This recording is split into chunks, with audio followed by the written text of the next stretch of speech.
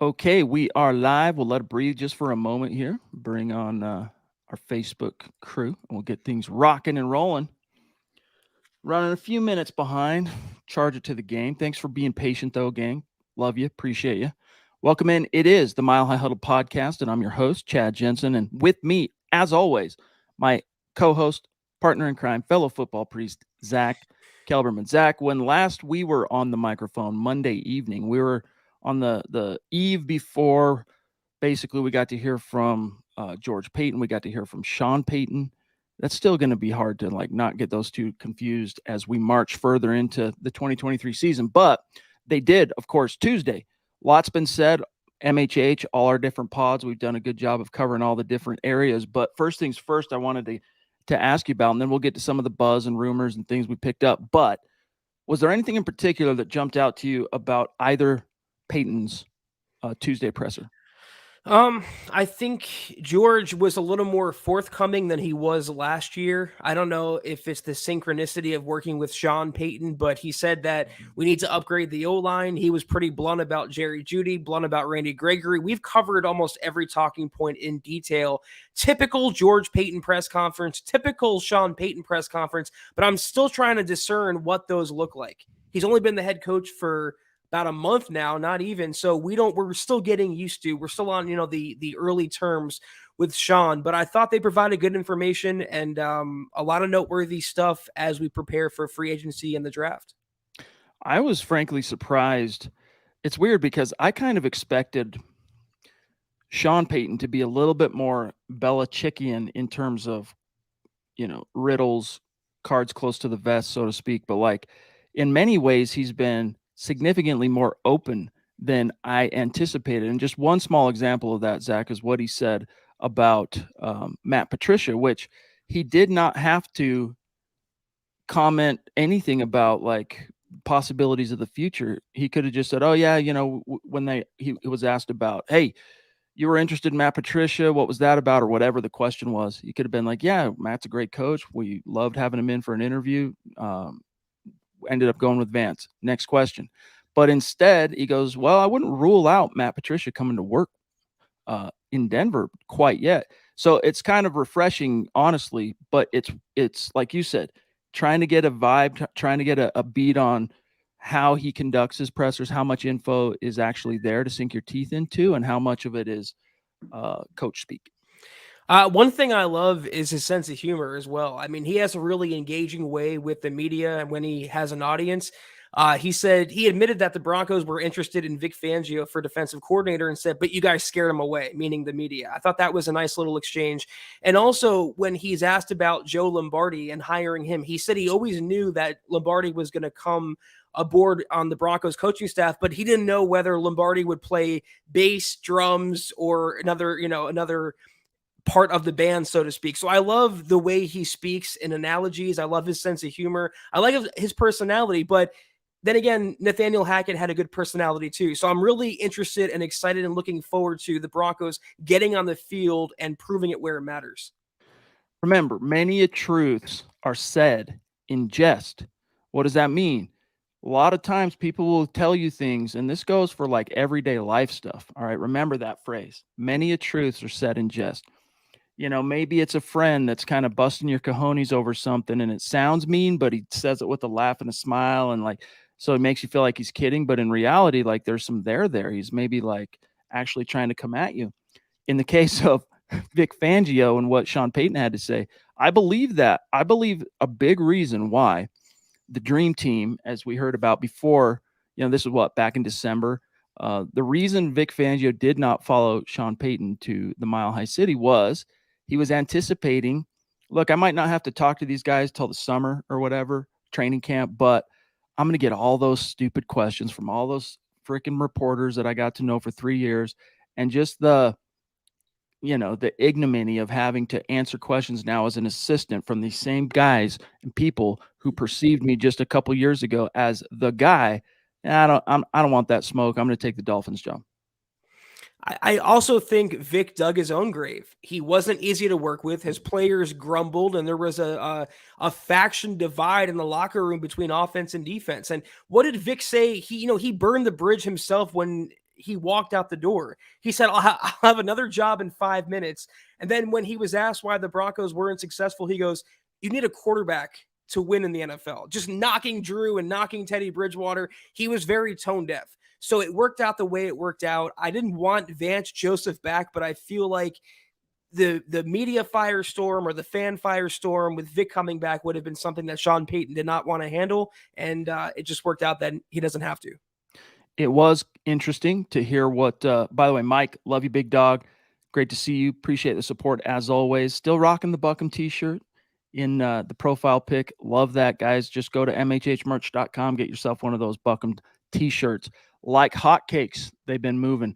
Albert in the house as well. Good evening. Right back at you, my brother. No. Says, You got to pronounce good evening. Oh, man. Guten Abend. Guten Abend. Allemal. Guten Abend. Allemal. I'm no good at that. Nailed it. But love you, big dog. Biggest, most intriguing coaching hire of these coaches. Who's intrigued you the most? Not counting Sean Payton. I got to most intriguing. I mean, there's safe choices. I do like Lombardi pickup. Again, you're getting coaches that were in previous higher titles. You're getting them for lesser roles. I would say, though, intriguing, boom or bust, high risk, high reward. It's been said in the comments a few times now by Michael and Seth. Davis Webb.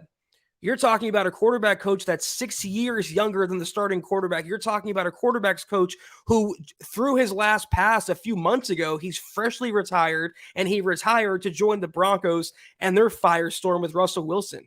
So it has to be Davis Webb, or maybe on the offensive side as well, a lesser-known coach that was brought aboard is Logan Kilgore. And I feel like I'm the only one who's pounding that table, but a guy who's worked with Arch Manning, a guy who worked in college under Butch Jones at Arkansas State, he's done some good things. And I like the different minds and different brain capacities they're bringing to the table for us. It might trigger people, and it might not actually answer this question for Albert in exactly the way he was hoping, but I got to tell you that I think the Vance Joseph hire is intriguing. You might not like it, you might not love it, but it is intriguing. Just the storyline in and of itself on, similar to the same kind of perception issues that Vic was weighing when he decided, I'm going to go take the job in Miami. Vance said, no, I'll accept those. I'm going to come back to Denver and face that firing squad. Zach, it was interesting. I don't know if you caught this, but, we've talked a lot about where Vance Joseph's defenses as a coordinator have ranked and averaged overall 20th in the NFL in scoring in the 5 years he's been a defensive coordinator. Payton was asked, Sean Payton, why he ended up going with Vance Joseph. And it was interesting because he referenced Arizona. He said, in the end, quote, there were a few things that I felt Vance was going to bring, not necessarily because he had experience in Denver, but really more about what he was able to do, believe it or not, in Arizona. That was a tough job for a number of years. We're excited to have him, et cetera, et cetera. So, Zach, I don't know what your thoughts were on that, but what he did in Arizona apparently was impressive to Sean Payton. Muted. Happens to the best of us, big dog. I really was muted. Wow. I feel stupid now. What I was saying was, what else is Sean Payton going to say? I mean, it boils down to coach speak. You just hired your DC. You went through a vetting process, and you determined that VJ was the number one guy. He mentioned that he likes VJ's attacking style, his 3-4, very aggressive defensive system. Maybe he also meant the free agents that Vance can bring with him from Arizona. Zach Allen, defensive end, being one. If the Broncos let Draymond Jones walk, maybe Zach Allen follows Vance to the Mile High City. Phil, down in Tucson. Love you, big dog. Appreciate your support as always, my friend. He says, good evening, Priest and Deacon Scott. Great interview, Chad, on Punk World Radio. Oh, yeah, that's right. Go Broncos. Hashtag Buckham. That's with a B, YouTube. Well, thank you for watching that, Phil. Appreciate it. If you guys want any insight on Bridge the Gap, the origins, what's coming for my little hobby band, go check it out. Maybe a little bit more than a hobby band, but the amount of time that gets put into it is a hobby status. Anyway, appreciate that, Phil. David Kilgore in the house with the super chat. Breaking the ice tonight on YouTube. DK, love you, big dog. Still big fan of your YouTube profile pic. He says, I like Logan Kilgore too, especially since he is a relative Oh, I follow K-State. I hope we can draft Deuce Vaughn. Looks a lot like Darren Sproles. Appreciate you, David. Are you really a relative though to Logan, or are you just making a joke because of the same last name? It'd be interesting though if you were. And someone like Vaughn at running back, it could help the Broncos out if they go that direction. But free agency could be their friend. I think they bring back Latavius Murray. And interestingly, we talked about the press conference. George Paton was very blunt, and he said outright that we have Chase Edmonds coming back. I don't know if we should read into that or if that was just GM speak, but Chase Edmonds is still under contract, but he has a very significant cap figure that the Broncos can clear. I think it's $5 or $6 million, something like that. But for him to say that means he's part of the room as of now. See, even his comments on that subject notwithstanding, like I will be shocked if by the time you get to the season, if he's still on the roster, Chase Edmonds, that he's making that money. Like $6 million. We were complaining a couple of years ago when the Broncos paid Melvin Gordon $8 million a year.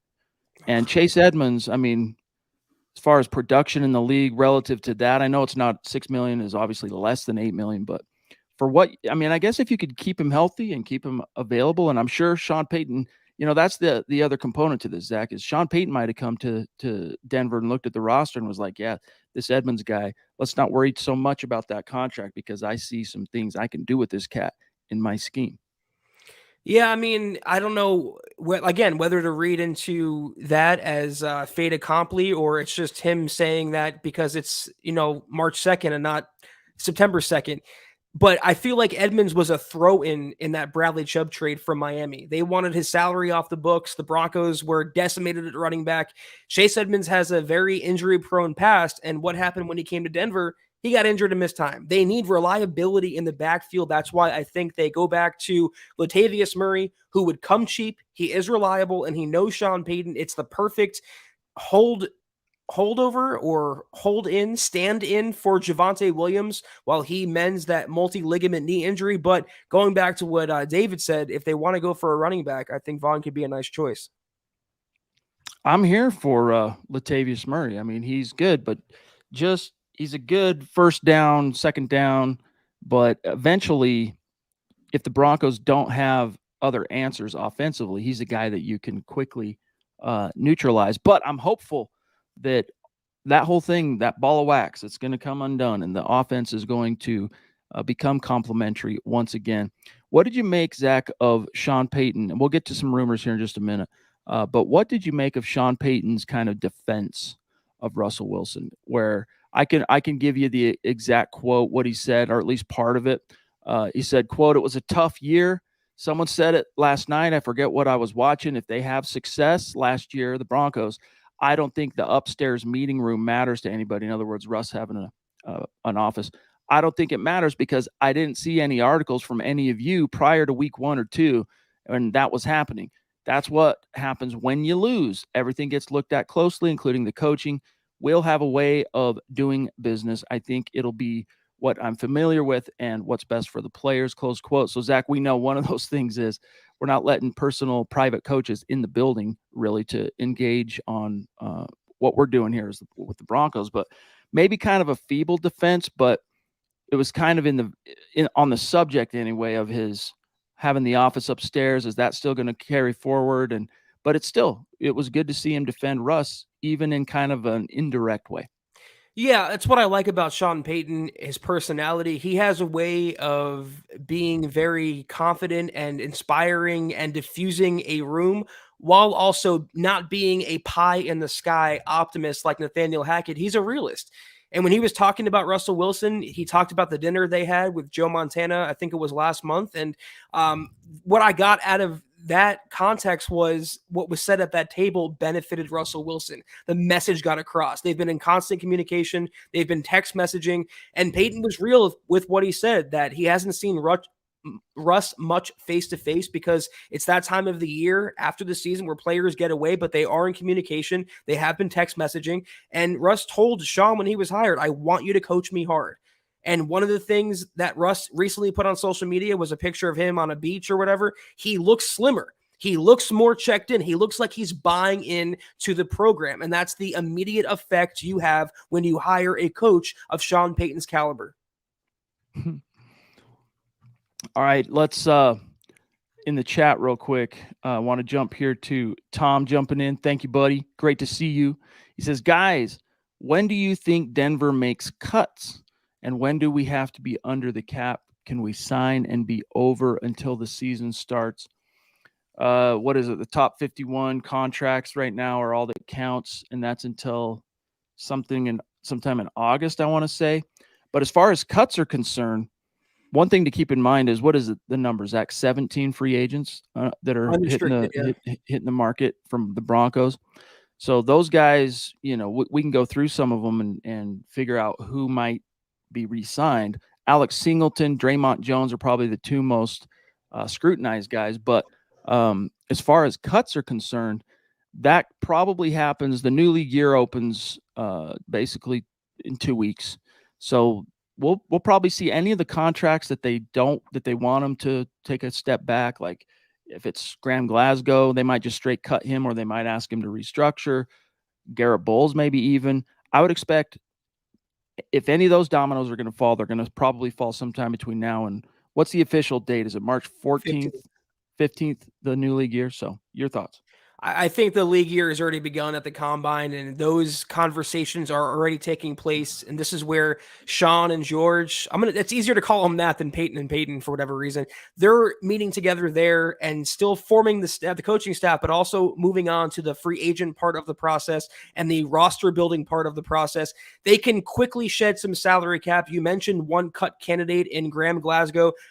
We mentioned another one already in Chase Edmonds and also Ronald Darby. That's an easy one for me that I would make. They can quickly be $40 million under the salary cap if they make those three moves and can spend on whoever they want. But we'll start knowing more. The picture will become clear, and we'll be having more activity, like Chad said, in the next couple weeks. I see one here. Actually, let's see what. Yes, I do want to actually see that, Scott, about Javonte when the time is right. Phil saying, since Draymond Jones is testing the market, is there any chance he stays in Denver? I think there's a chance he stays, but in these situations, usually, when a team allows a player to test the market, it's usually what happens more often than not. It's not an absolute, but what happens more often than not is indeed that player ends up finding a market that is more bullish for his services than the Broncos or their original team envisioned. In other words, Draymond's probably going to find a lot more money out there on the open market than currently the Broncos are willing to pay. So that being the case, is there still a chance he stays in Denver? Yes, if you want to believe what Sean and George Payton are telling you, that their conversations have been positive and all that. That to me is all coach speak, GM speak. It's whatever. I'm kind of 50-50 right now, Zach, as far as chance. If you ask me, what are the chances Draymond comes back? I mean, I actually might be more like 60-40 he's gone. I think I'm right there with you, maybe 55-45, because the Broncos do have the franchise tag, as unlikely as that seems right now. It's been a heated debate on Twitter whether the Broncos should pony up 18, 19 a year for Draymond, who I feel is a good player, but is he elite? Does he deserve elite money? Is he in that tier one with Aaron Donald and Jeffrey Simmons? I don't see it yet. He had 6.5 sacks last year. He led the Broncos, I think, in tackles for loss, despite finishing the year on IR. But we never really saw that step forward from Draymond that would warrant a huge payday from the Broncos. And I feel like they like him, but they don't love him. And if you love a player, you commit to him, it would be a done deal already. But they're going to let him go out there, shop his wares, find the best deal. And if he gets lowball offers, they'll say, hey, Dre, come back. We'll talk. Let's negotiate. But if he gets what he's seeking, which reports say could be $70 million over a 4 or 5 year deal, I don't know that the Broncos pony that up. And I think that money, you can make the case, Chad, that money would be better allocated toward a Mike McGlinchey or a Caleb McGarry or a Juwan Taylor. Especially where Draymond I wouldn't quite call it failure to thrive, but like he hasn't really blossomed beyond being that really good one-dimensional interior pass rusher in terms of consistency. He's had his games, and you go, all right, he's starting to turn a corner, and then regression right back to the mean. Pearl, will Javonte Williams come back? That's a good question. He will come back. The question is, what version of Javonte Williams will the Broncos get back? And this is something that George Paton talked about. Let's grab it real quick. Well, we have Scott. a long ways to go. I mean, we ended up, I don't know how many backs played. I look at my depth chart, we have like 9 running backs. So we obviously, we had a lot of injuries there. Javonte, we feel will be healthy. We need to add. We're high on some of the guys that are up, some of the free agents. We do have Chase Edmonds coming back, but we do need to add at that position. I think he's on track. I don't want to put a date on it, but he's out there jogging. He's working his butt off. He's rehabbing, and Javonte. They anticipate he would be ready for the start of the season.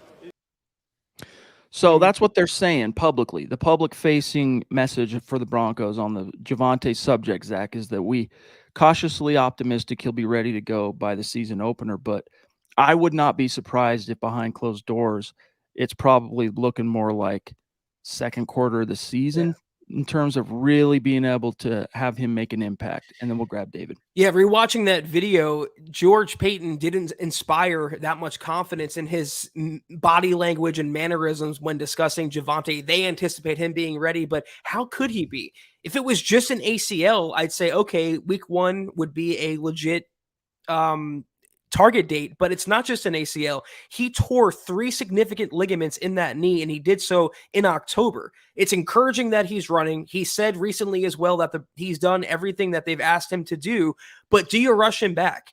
We all want to see Pookie. We all want to see the pre-injury form of Pookie and what he could be, but if you rush him back too early, he might have a career-threatening re-aggravation of that knee. So I think they're going to, explore their options, and they have to have a plan B. And that's why they said they have to add to the spot, because Javonte, you mentioned it as well, could be a PUP candidate. Sit him for 6 games and then go from there. It wouldn't be the worst thing.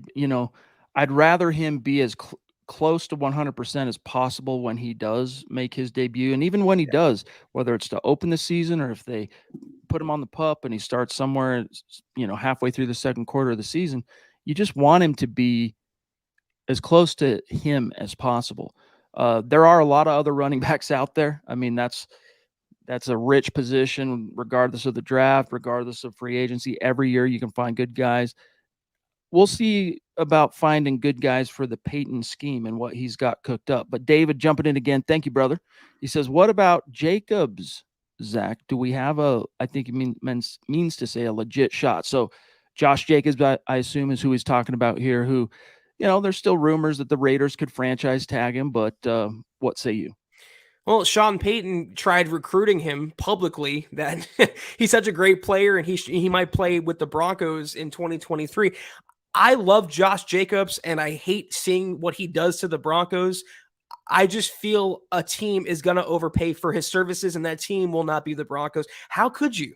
I mean, you have needs all throughout the roster, including up front, a new guard, a center, and a right tackle. How do you pay 10, 12, 13, 14 a year for a running back when you have Javonte, who will be playing at some point this year? You can bring back Latavius Murray for a 1-year deal. You can draft a running back for cheap. I don't see the Broncos throwing money at a tier 1 running back like a Jacobs, a Tony Pollard, a Miles Sanders. I think they go in the clearance bin at that position. Tom jumping in again. Thank you, bro. He says, I'd rather pay Zach Allen $8 million a year than Draymond 17 and spend a lot on the line. It means the O-line, center, and guard. Right tackle is a huge need, but center and guard are cheaper. Yeah, I feel you on that. And that's where priorities have to be kind of organized accordingly, because you've got DJ Jones still coming back as your anchor. And you can even still bring back Mike Purcell, who's under contract in 2023.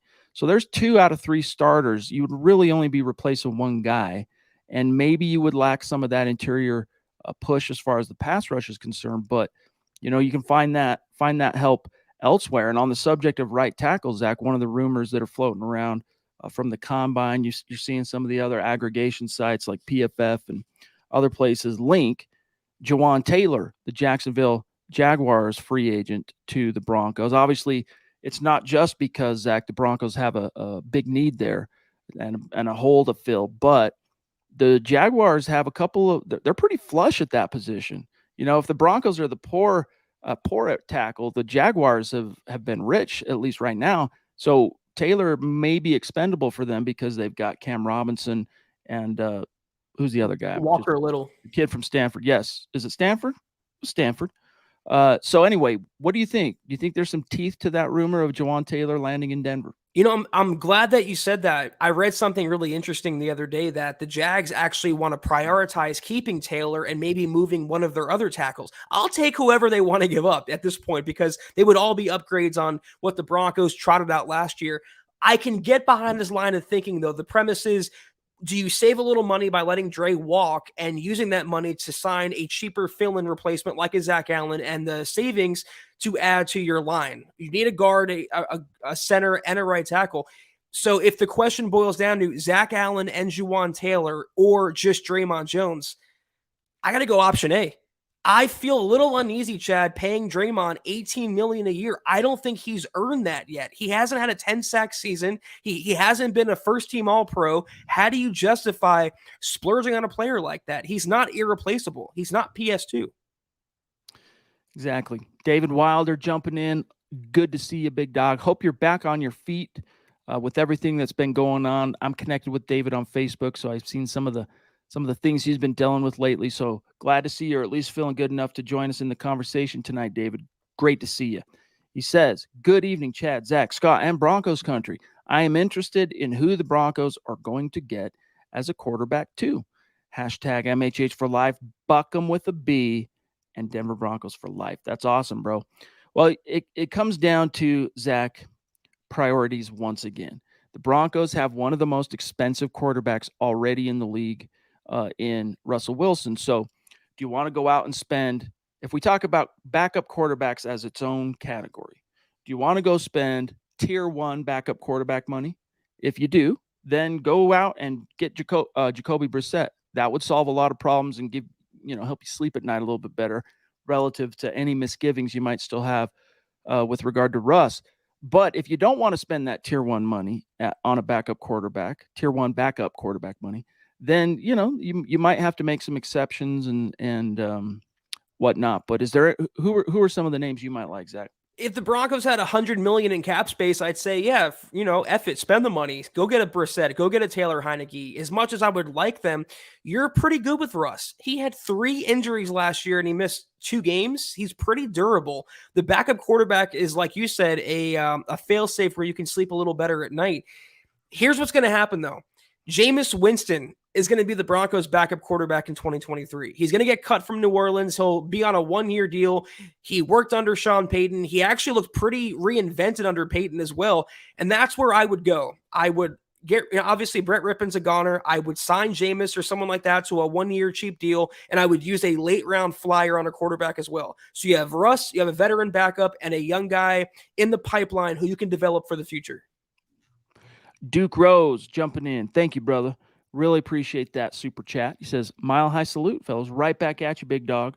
Appreciate that super chat. Connect with us on our other social media, Twitter, Facebook. Great to see you. Appreciate you. With the Broncos, I think, Sean Payton probably wants, I think he's excited genuinely about the prospect of working with Russell Wilson. Last season, took a step back, but I think most coaches that are of the offensive ilk would be stoked to have a 9-time Pro Bowler entering his 12th year as his quarterback. But look, Russ got banged up a couple times last year. You mentioned it, Zach. Sean Payton, for the sake of comfort, he might want to go back to the well with somebody he knows, someone he's coached, someone he's had a little success with in that space, as far as having to turn to someone as a backup to carry the load for a minute. Could be Teddy Bridgewater, could be Jameis. There are other names. Including someone we're familiar with, by the way, who was traded in the Russell Wilson deal to Seattle. Would be interesting. I don't know how much of a Peyton guy he is ultimately. That'd be fun, though, wouldn't it? It would. I mean, it would be bringing back some of those same kind of concerns Vic had, like I don't know if I want to come back and deal with all those storylines. Drew Lock coming back to Denver as a backup to Russ, man, that would be a freaking circus, dude. Absolute circus. What's Trevor Siemian up to? Because Siemian even looked pretty good in New Orleans under Sean Payton. I think he played under Payton in 2021. 21 was So his last year in New Orleans as far as Sean Payton. So, yes. I'm pretty sure And Siemian was there. So I always liked Mr. Skittles jacket. I wouldn't mind having him back as a veteran, fail safe. I think that win, what was it, 16? Might have been 17. But that, if you guys remember that Broncos victory in New Orleans, it took like a 2-point, Extra point, block return extra for point 2. where they That got was 2 crazy. points. Like Will Parks maybe and Simmons. that could have been what impressed Sean Payton about Trevor Siemian. I don't know. He was just a gamer, man. Like, I'm a big Trevor Siemian fan. I'll always be. Okay, so as far as the chat, real quick, just wanted to say hello. We kind of jumped right into topics as we got things rolling, but at the top of the show, appreciate everybody joining us tonight. I'm seeing some comments. Yeah, kind of a sleepy chat tonight. It's kind of been that way as far as just the Bronco conversation the last 3 or 4 days. Zach, I don't know if it's maybe people just fans just kind of being like, well, hey, all the tentpole moments for now have happened as far as the coaching rumors, all that. And they're maybe just kind of like wake us up when free agency rolls around. Kind of can happen. The NFL calendar has its ups and downs, but shout out to the Papa Bears in the chat. We got the Duchess in the chat. Great to see everybody. Phil wants to know, I was reading the Broncos could offer a player and a late round pick for DeAndre Hopkins. What do you guys think, Zach? I saw Sua Cravens, former Broncos legend, on Twitter saying they have to get this done, but Hopkins is going to go for a second rounder, reportedly. And the Broncos, last I checked, don't have a second rounder. Phil, I like the mentality stacking on offense, but you have 3 really solid receivers, 4 if you count KJ Hamler. You don't have to add to that position and also take on the contract and baggage of DeAndre Hopkins. I would pass and shore up the O-line first before I add to the receiver room. Colby, Triple C in the hizzy, saying, been busy with work, had norovirus, hashtag Denver Bronx for life, MHH for life. Well, bro, we're glad that you could take a minute to be with us. Zach, I'm not sure what that means, norovirus. Let me Google it. But Colby, apparently, brother, hope you're back on your feet. Great to see you. You're a big part of our community, especially on Facebook. Tom, again, he wants to know Nick Mullins or Cooper Rush, cheap. I could see Mullins coming in and being like a sneaky option for Sean Payton. What do you think? Well, if this was 2019, I would love Nick Mullins, but it's not, and his star has considerably lessened since then. Cooper Rush could be, he doesn't play any other position, but I feel like he could be like the Taysom Hill for Sean Payton as the backup quarterback. He did some decent things in Dallas. He is still young and athletic. I actually would not mind that on a 1-year deal. Sean Payton was talking quite a bit on Tuesday about just mobile quarterbacks and like the Eagles QB sneak stuff that they like to do on short yardage situations. And I think he's having visions in his head of a lot of like perhaps innovative ways to capitalize on Russell Wilson's mobility still entering what will be his age 35 season. So wouldn't surprise me if whatever backup quarterback ends up coming in to hold that clipboard has some of that kind of a skill set. David, bro, top rope super chat. Thank you, David. Thank you, big dog, helping us keep the lights on. You rule. You're a prince. Super chat superstar himself, DK, says, I agree, Zach, about backup, but honestly, I would love to have a young guy. Wilson is in his 30s. I would really like to go after Zach Wilson for a 6th rounder. Would you all be up for that, especially since Sean Payton has a good history with quarterbacks? Well, hey, I would take Zach Wilson for a 6th round pick, but no one's trading him. No, Jets, if they traded him, they're going to get more than a 6th round pick. Even at this stage where he has kind of failed to launch, Zach is a highly touted top 5 pick. He was top 5, wasn't he? Or is he just outside the top 5? Either way, top 10 pick. I mean, I wouldn't even go after Zach Wilson if he was a free agent. Why would you give up a draft pick for all of that baggage? You're talking about a quarterback who might have been David Card. And what I mean by that is mentally shot at a young point in his career. He's not overly good. He's still a work in progress. You want your backup to be a plug and play, instant, competent, capable quarterback who could step in at a moment's notice and handle the offense and not have to worry about it, set and forget. Jacoby Brissett would be that. Taylor Heineke would be that. Even Jameis Winston would be that. Zach Wilson, I want nothing to do with. GLP, the swashbuckler himself. What's up, Gary? Great to see you, brother. Good evening, right back at you. MHH for life and Buckham with a B. Great to see you, big dog. Thank you. Means a lot to us. You know that, Gary.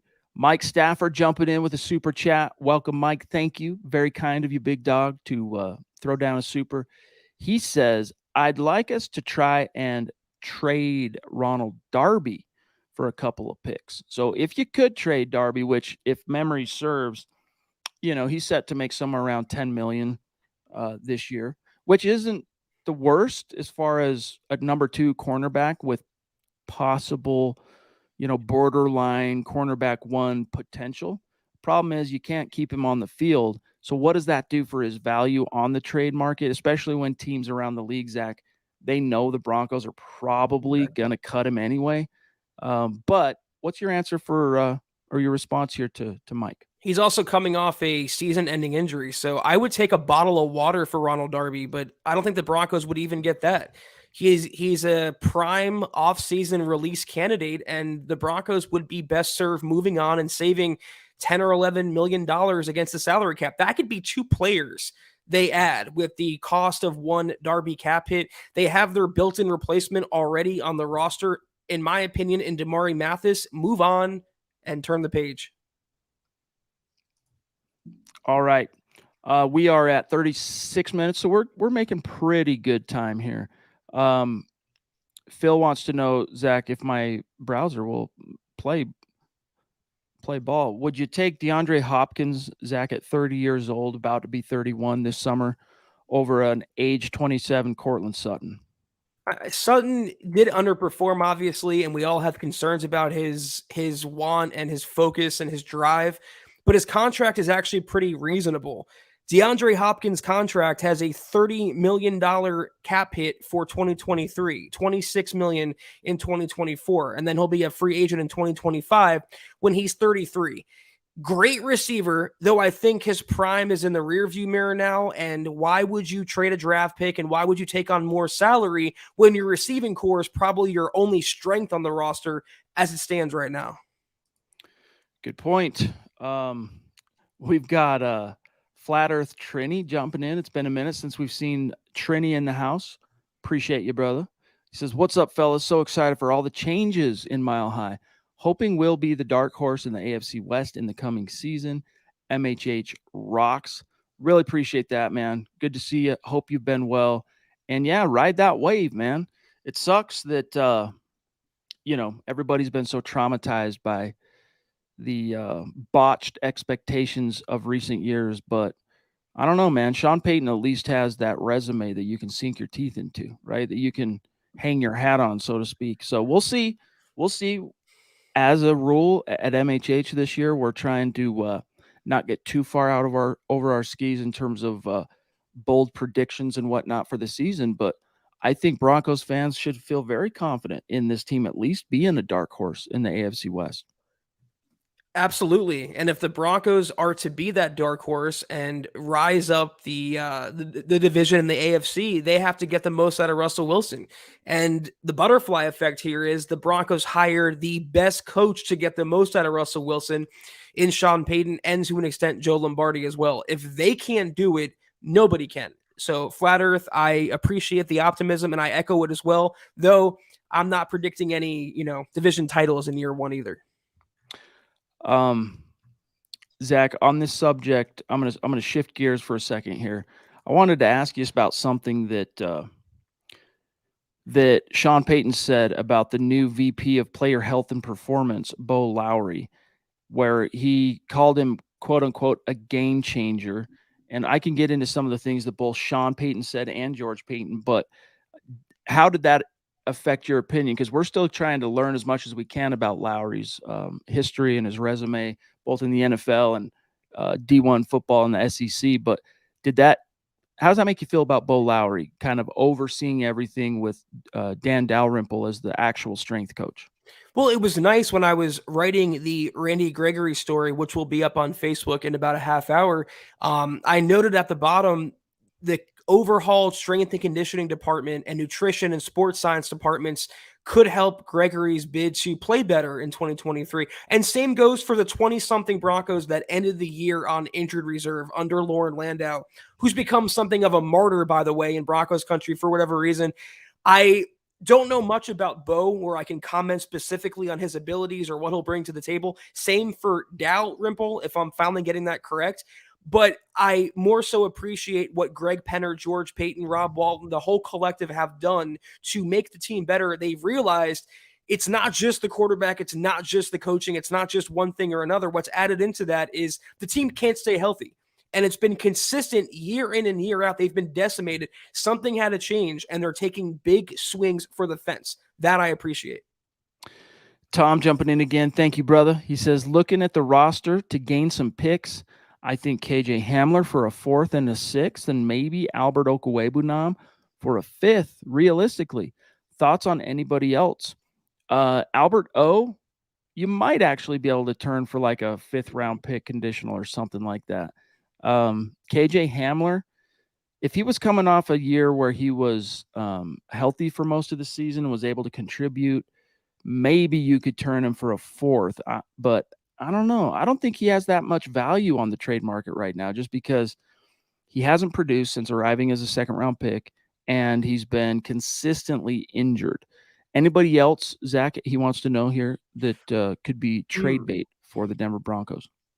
I mean, going through the roster in my head, Garrett Bowles, he's an option, but you can't overhaul the entire line in one offseason. Simmons, I don't think they move on from. I'm just trying to think of the bigger name players that would draw some sort of capital that would warrant a trade and make it a win. Cortland Sutton. Sutton was the last one I had, but even then, I would keep that band together and hope they benefit Russell Wilson. Agreed. On the subject of Garrett Bowles, it was encouraging to hear George Payton say that the Broncos expect him to be healthy this season and available.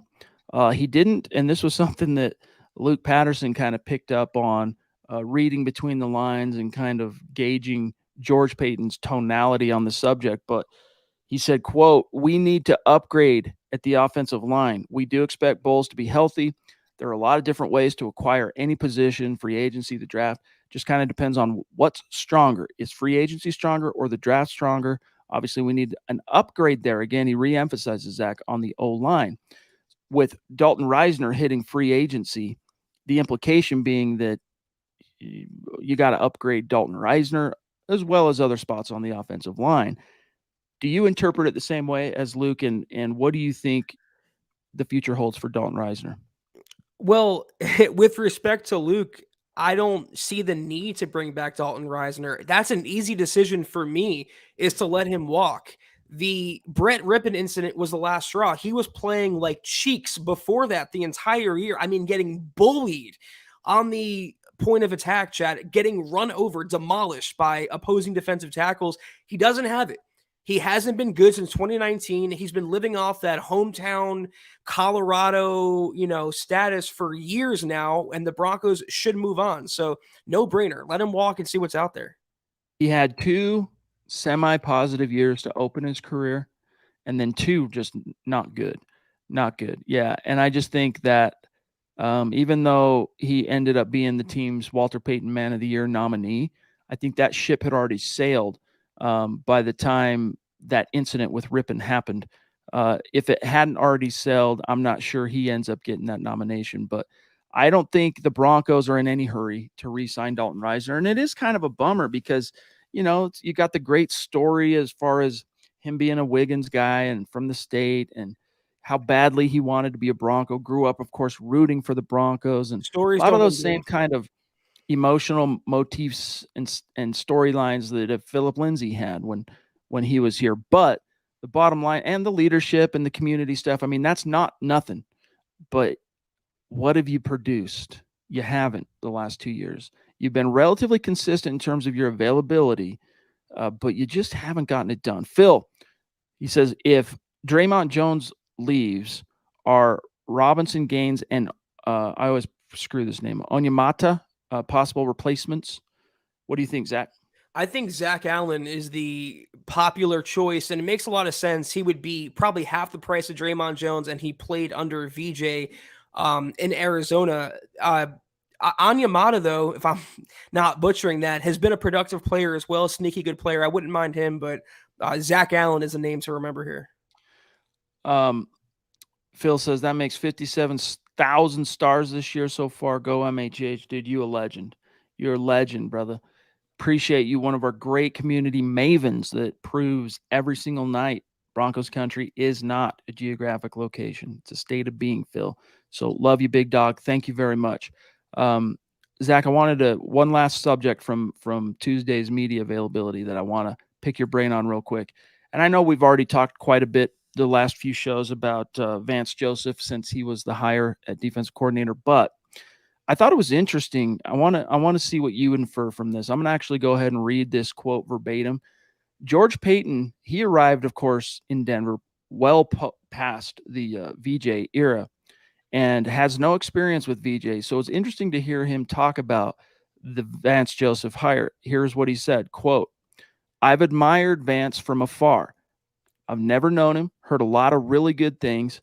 We talked to a lot of different coaches, offensive coaches that have gone against Vance, and he's hard. He's hard to scheme against. He's hard to go against. He hasn't always been in the perfect situations. His defenses always play hard. They're hard to scheme against. They get after the quarterback. They're good in the pass game. They turn the ball over. So just talking to a lot of people in the league, I've always had respect for Vance. I think he's going to be great." Close quote.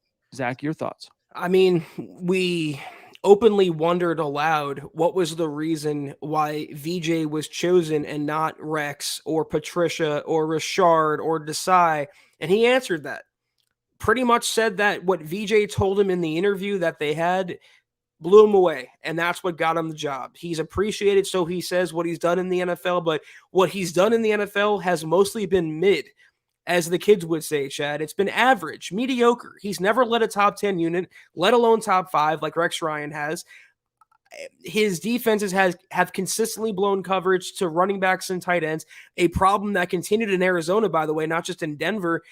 I don't personally see the attraction to VJ other than his selling points of his personality and what he could bring to the table and not what he has brought to the table. Well said.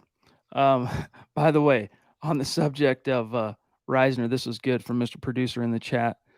Good storyline, right? Dalton Reisner being a Colorado boy, but storylines, they don't block Chris Jones. And if that wasn't exemplified by that last meeting with the Broncos and the Chiefs, whatever it was, the week 17, where the Broncos actually had a chance at the end and that blown block inside.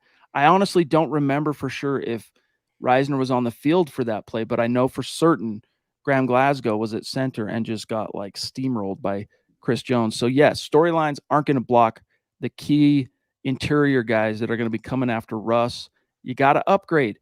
Look, it's a brutal business. It's production-based business. And in that sense, Zach, you can't hang your hat on. You can't make decisions based on, man, wouldn't it be really swell if a Colorado boy ended up becoming a lifer Denver Bronco? Like, hey, in a perfect world, sure. But is he getting it done on game day? If everyone's honest with themselves on Dalton Reisner, it just hasn't been happening, especially the last 2 years. Scott, could you put this up for us for a second? I want to make my point. This is a tweet.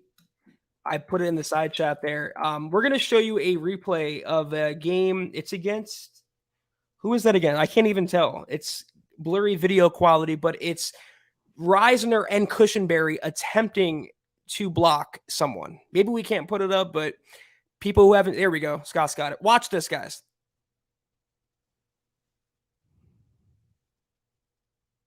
If it'll play.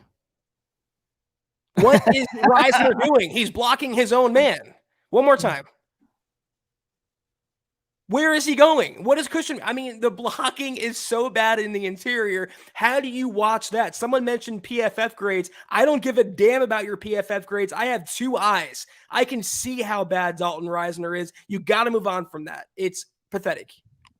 He says, Iron Man, Risner was the 42nd ranked offensive guard in the NFL this year with a 61.1 Pro Football Focus grade. Not only have we done our homework, we have eyes. He's been poor the last 2 years.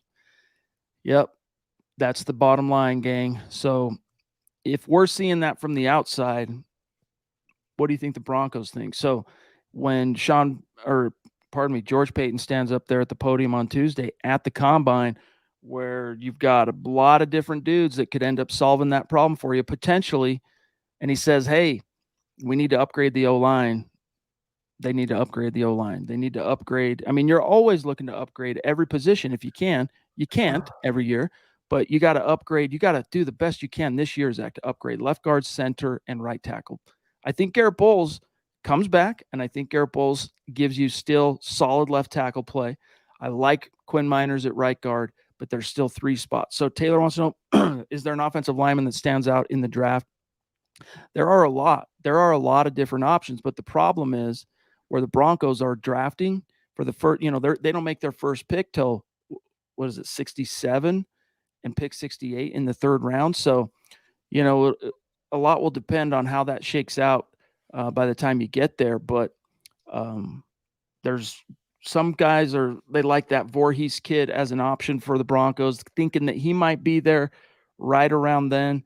We'll see. I don't know, man. We'll see. That does kind of limit the Broncos' ability to get like high impact day one interior guys for the O-line, which is why, Zach, I think they spend some money there in free agency this year.